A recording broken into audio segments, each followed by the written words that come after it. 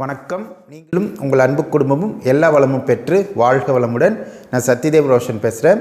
இன்றைக்கி நம்ம கைதட்டுறது மூலிமா உடம்பு முழுக்கவே சக்தி ஓட்டத்தை கொடுக்கக்கூடிய ஒரு எளிய பயிற்சி நம்ம பார்க்க போகிறோம். இப்போ நம்ம கைவிரல்கள் ஒவ்வொரு விரலும் ஒவ்வொரு பஞ்சபூதத்தை ஈர்க்கக்கூடிய கண்ட்ரோல் பண்ணக்கூடிய திறமை வாய்ந்தது. அதே மாதிரி ஒவ்வொரு கிரகங்கள்லேருந்து வர எனர்ஜியை ஈர்க்கக்கூடிய தன்மை இருக்குது.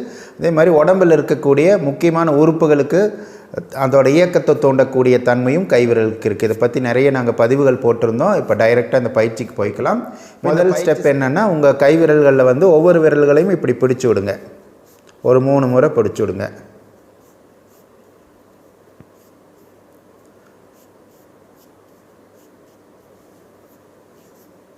ஒவ்வொரு விரலையுமே தனித்தனியாக பிடிச்சி விடுங்க.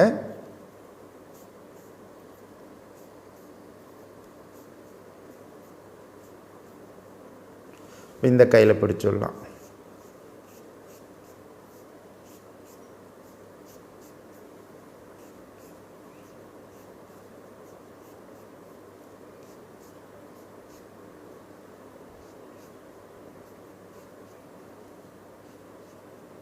ஓகே, பிடிச்சிட்டதுக்கப்புறம் கைகளை மெதுவாக அப்படி தேய்ங்க.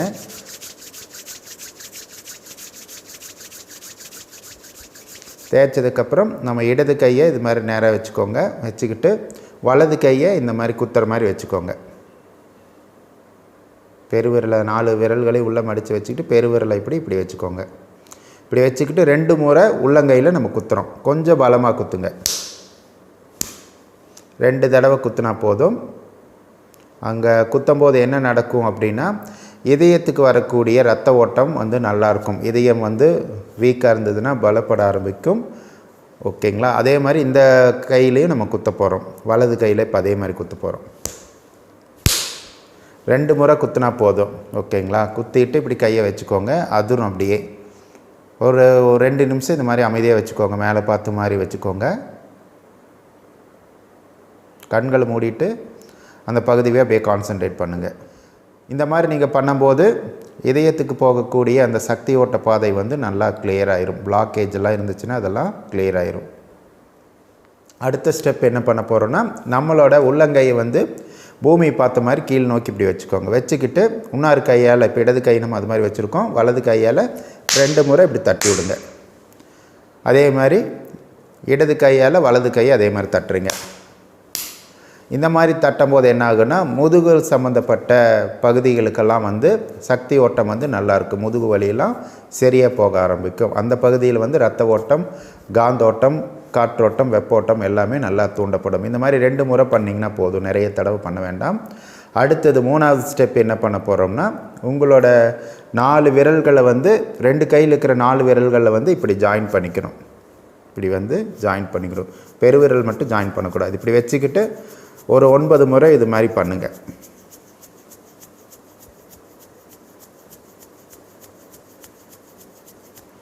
இந்த மாதிரி பண்ணும்போது என்ன ஆகுனா, இடுப்புக்கு கீழே இருக்கிற பகுதிகளுக்கெல்லாம் அந்த சக்தி ஓட்டம் நல்லா போகும். ஓகேங்களா? இதையும் 9 முறை பண்ணுங்கள். இந்த இப்போ சொல்லிக் கொடுக்குற மெத்தடெல்லாம் நீங்கள் எப்போ வேணால் பண்ணலாம். சாப்பிட்டதுக்கப்புறம் ஒரு அரை மணி நேரம் கழித்து பண்ணுங்கள். இந்த பயிற்சி ஒரு நாளைக்கு 3 தடவைலேருந்து 4 தடவை பண்ணலாம். ஓகேங்களா? இப்போ 3 ஸ்டெப் முடிஞ்சுது. 4வது ஸ்டெப் என்ன பண்ண போகிறோன்னா, இந்த மாதிரி பண்ணுங்கள். இது உடம்பில் இருக்கக்கூடிய 5 ராஜ உறுப்புகளுக்கும் அது சார்ந்த 7 துணை உறுப்புகளுக்கும் சக்தி ஓட்டம் கிடைக்கும். என்ன பண்ணணுன்னா, இடது கை இந்த மாதிரி வச்சுக்கோங்க. வச்சுக்கிட்டு வலது கையால் இப்படி தட்டுங்க. இப்படி தட்டுங்க. இப்படி தட்டுங்க. இப்படி தட்டுங்க.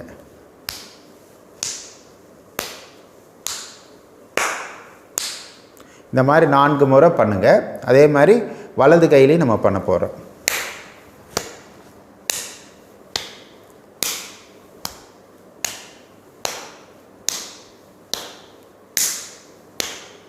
ஓகே, இந்த மாதிரி நீங்கள் பண்ணும்போது என்ன ஆகுனா, உடம்பு முழுக்க இருக்கக்கூடிய அந்த ராஜ உறுப்புகள்னு சொல்லக்கூடிய அந்த உறுப்புகளுக்கு சக்தி ஓட்டம் நல்லா இருக்கும். இப்போ நம்ம அடுத்தது என்ன பண்ண போகிறோம்னா, கையை இப்படி வச்சுக்கோங்க. வச்சுக்கிட்டு 2 கைகளையும் இப்படி அடிச்சுக்கோங்க. அதாவது சுண்டு விரல் பகுதியில் இருக்கக்கூடிய அந்த பகுதியை நம்ம இப்படி பண்ணுறோம்.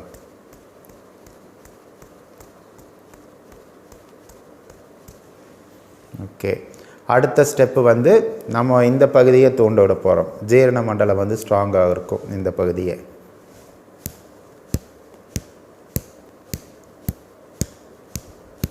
இந்த மாதிரி ஒரு 4 முறை தட்டி விட்டுக்கோங்க. இங்கே தட்டும்போது கொஞ்சம் வலிக்கும், அதனால் மெதுவாக தட்டி விட்டுக்கோங்க.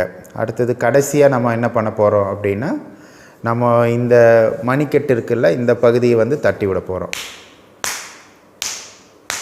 4 முறை தட்டுறீங்க. இந்த மாதிரி 4 முறை தட்டினதுக்கப்புறம் என்ன பண்ணுறீங்கன்னா, இந்த பயிற்சி பண்ணி முடித்ததுக்கப்புறம் கடைசியாக நம்ம இது பண்ணணும். கை இப்படி வச்சுக்கோங்க. இன்னொரு கையால் இப்படி மேலேருந்து கீழ் நோக்கி அழுத்தி விடுங்க. புது ரத்தம் பாய ஆரம்பிச்சிடும் எல்லா பகுதிகளுக்கும்.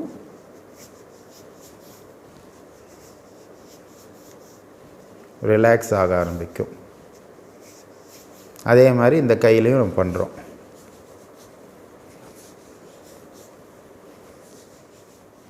இப்படி பண்ணிவிட்டு 2 கைகளையும் இப்படி கோர்த்துக்கோங்க.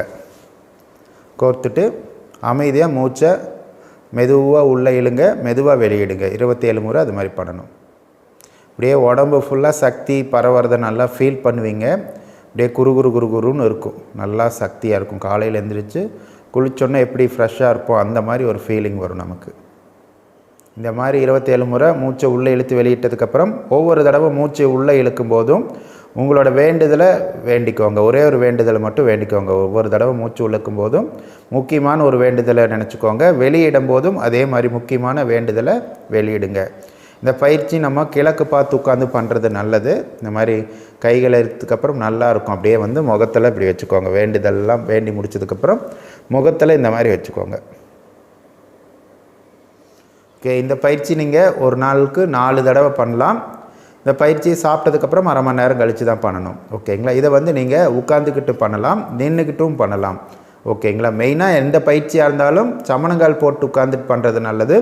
2வது ஆப்ஷன் வந்து சேர்லையோ சோஃபாலையோ உட்காந்துட்டு முதுகு தண்டு நேராக வச்சுக்கிட்டு பண்ணுங்கள். ஓகேங்களா. இப்படி முடியாத பட்சத்தில் நின்றுக்கிட்டு பண்ணுங்கள். அது நாங்கள் சொல்லியிருப்போம். அந்த பயிற்சிகளை மட்டும் நின்றுட்டு பண்ணுங்கள். மற்ற பயிற்சி எல்லாமே சமணங்கால் போட்டுட்டு பண்ணுறது தான் நல்லது. ஓகேங்களா. ரேக்கியில் இருக்கக்கூடிய ஒரு முக்கியமான மெத்தடை பயன்படுத்தி நம்மளோட ஆரோக்கியத்தை வந்து அதிகப்படுத்தக்கூடிய ஒரு பயிற்சி நம்ம பார்க்க போகிறோம். இது மூலிமா நமக்கு இந்த காலகட்டத்தில் நமக்கு நோய் எதிர்ப்பு சக்திங்கிறது ரொம்பவே தேவைப்படுது.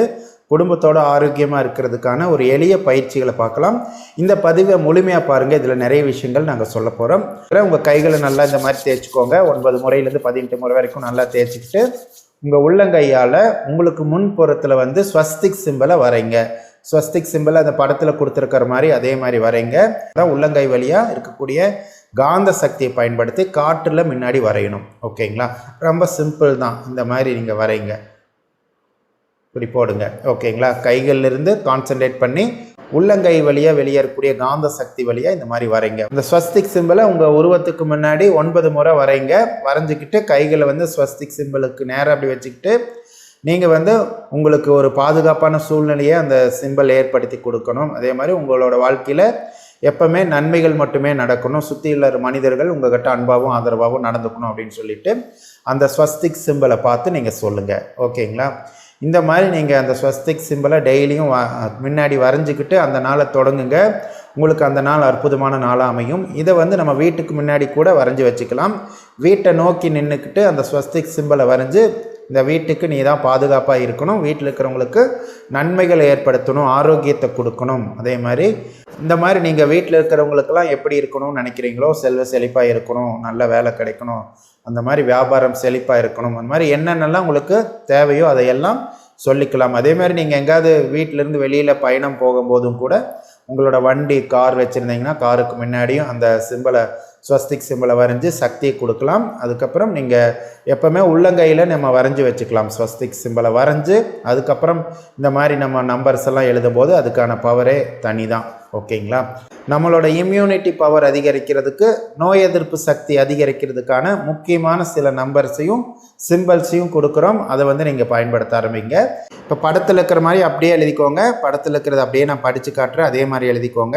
முதல் வந்து நான் சொல்கிற நம்பர் எழுதுங்க. 1814321 இந்த நம்பர் எழுதுனதுக்கப்புறம் அதுக்கு கீழே வந்து ஃபுல் FULL எழுதி ஸ்பேஸ் விட்டு அதுக்கப்புறம் இம்யூனிட்டி IMMUNITY இம்யூனிட்டி அதுக்கு பக்கத்தில் ஸ்பேஸ் விட்டு BE அப்படின்னு எழுதிக்கோங்க. அந்த ஸ்பேஸ் பக்கத்தில் ஒரு சின்ன கோடு போட்டுக்கோங்க. படத்தில் இருக்கிற மாதிரி அப்படியே எழுதிக்கோங்க.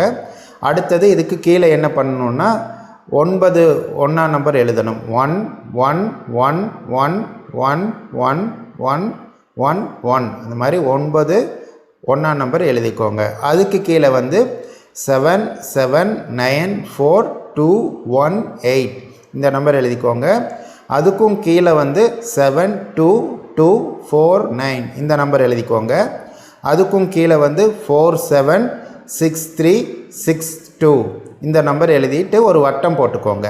இதில் இருக்கக்கூடிய எல்லா நம்பர்ஸுமே வந்து உங்களுக்கு நோய் எதிர்ப்பு சக்தி அதிகரிக்கும். அதே மாதிரி உங்களுக்கு வெளியில் ஒரு கவசம் மாதிரி இருந்து பாதுகாப்பு வளையத்தை ஏற்படுத்தி உங்களுக்கு கொடுக்கும். இந்த நம்பர்ஸை வந்து நீங்கள் வீட்டுக்கு முன்னாடி கதவுல கூட எழுதி ஒட்ட வச்சுக்கோங்க. அதே மாதிரி குழந்தைகளுக்கெல்லாம் குடிக்கிற தண்ணியில் நீங்கள் இந்த இதை கலந்து கொடுங்க. அதாவது தண்ணி பாட்டிலில் வந்து அவுட் சைட் வந்து இந்த நம்பர்ஸ் இதே மாதிரி எழுதி ஒட்ட வச்சுக்கிட்டு அதில் இருக்கிற தண்ணியை குடிங்க. நீங்கள் ஃபில்டர்லாம் பயன்படுத்தினீங்கன்னா ஃபில்டரில் கூட நீங்கள் இதை ஒட்ட வச்சுக்கலாம்.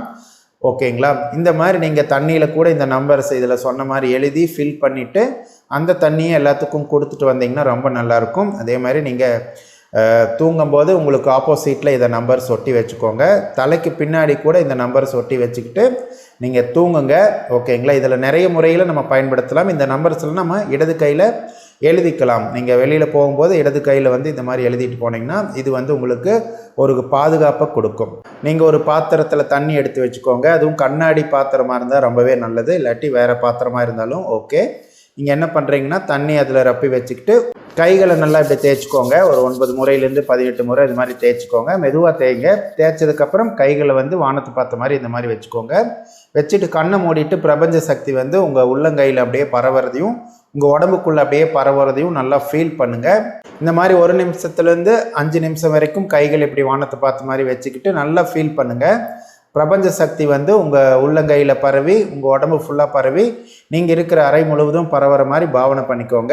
2 நிமிஷத்துலேருந்து 5 நிமிஷம் வரைக்கும் இது மாதிரி பண்ணதுக்கப்புறம் உங்கள் கைகளால் வந்து நம்ம தண்ணியை சார்ஜ் பண்ணுறோம். தண்ணியை சார்ஜ் பண்ணும்போது அந்த தண்ணிக்கு மேலே வந்து கைகளை இது மாதிரி வச்சுக்கோங்க. வச்சுக்கிட்டு வந்து நீங்கள் என்ன மாதிரியான தேவைகள் உங்களுக்கு இருக்கோ அந்த தேவைகளையெல்லாம் நீங்கள் அந்த தண்ணியில் கலக்க செய்யுங்க. அதாவது உங்கள் வீட்டில் இருக்கவங்க எல்லாரும் ஆரோக்கியமாக இருக்கணும், ஒருத்தருக்கு ஒருத்தர் அன்பாக இருக்கணும், எல்லாத்தோட வாழ்க்கையிலும் நல்ல நிகழ்ச்சிகள் நடக்கணும், நல்லா படிக்கணும் குழந்தைங்க, வீட்டில் இருக்கிறவங்கெல்லாம் வந்து நல்ல செல்வ செழிப்பான ஒரு வாழ்க்கையை வாழணும், அந்த மாதிரி கேட்டுக்கோங்க. அதே மாதிரி உங்களுக்கு என்ன வேண்டுதலாக இருந்தாலும் நீங்கள் அந்த தண்ணியில் வந்து அந்த எண்ணத்தை பரப்பிடுங்க. வீட்டில் இருக்கிறவங்க எல்லாரும் முழு ஆரோக்கியத்தோடு இருக்கணும், ஒரு பாதுகாப்பான சூழ்நிலை வந்து அவங்களுக்கு உருவாகணும் அப்படின்னு சொல்லி நீங்கள் வேண்டிக்கோங்க. ஓகேங்களா?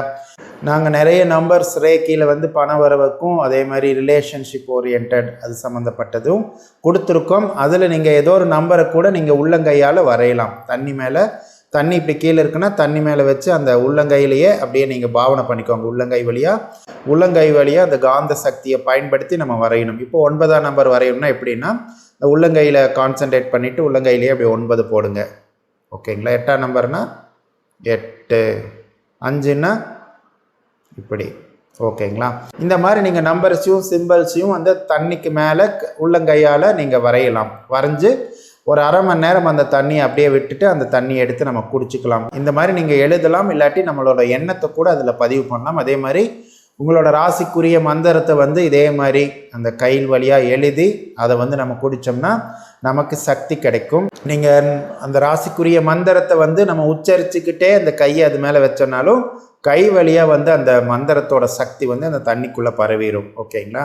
இந்த மாதிரி நம்ம குடும்பத்தில் இருக்கிறவங்கெல்லாம் வந்து என்ன மாதிரி இருக்கணும்னு நினைக்கிறீங்களோ அவங்களுக்கெல்லாம் என்னென்னலாம் நடக்கணும்னு நினைக்கிறீங்களோ அந்த மாதிரி தண்ணியில் நீங்கள் கையை வச்சு ஹீல் பண்ணுங்கள். தண்ணிக்கு வந்து மெமரி பவர் அதிகம். நீங்கள் வந்து இதை டெஸ்ட் பண்ணி பார்க்கலாம். இந்த மாதிரி தண்ணியில் பாசிட்டிவான விஷயங்களெல்லாம் சொல்லி அந்த தண்ணியை வந்து நீங்கள் செடிக்கு ஊற்றி பாருங்கள், அந்த செடி நல்லா வளரும். அதே மாதிரி சாதாரணமாக ஒரு தண்ணியில் தீய எண்ணத்தை வந்து பரப்பி அந்த தண்ணி எடுத்து இன்னொரு செடிக்கு ஊற்றுனீங்கன்னா அந்த செடி வாடி போயிடும். இதெல்லாம் நாங்கள் டெஸ்ட் பண்ணிட்டு தான் சொல்கிறோம்.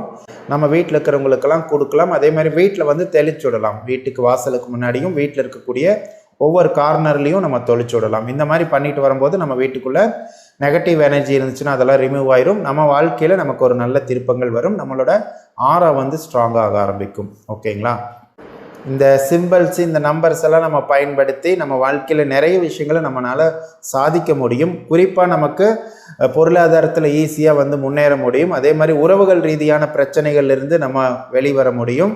எல்லா மனிதர்கள்கிட்டேருந்து ஒரு அன்பையும் ஆதரவையும் நம்மளால் வாங்க முடியும். குடும்பத்தில் இருக்கிற சண்டை சச்சரவுகளையெல்லாம் நம்ம நீக்க முடியும். அதே மாதிரி வெளியிலிருந்து வரக்கூடிய நெகட்டிவ் எனர்ஜியெலாம் நம்மளால் தடுக்க முடியும்.